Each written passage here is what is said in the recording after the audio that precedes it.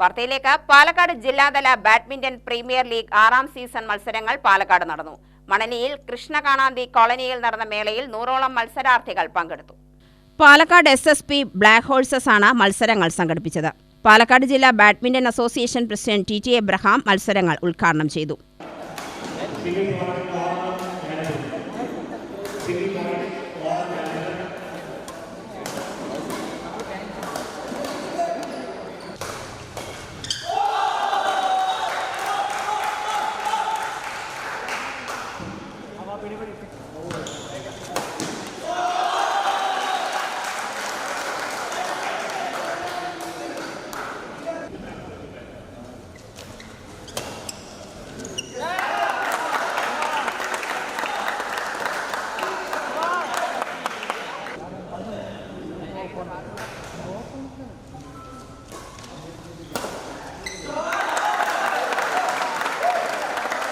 Cinema നിർമ്മാതാവ് ശങ്കർദാസ്, വ്യവസായി ദിവ്യപ്രകാശ് എന്നിവർ മുഖ്യാതിഥികളായി.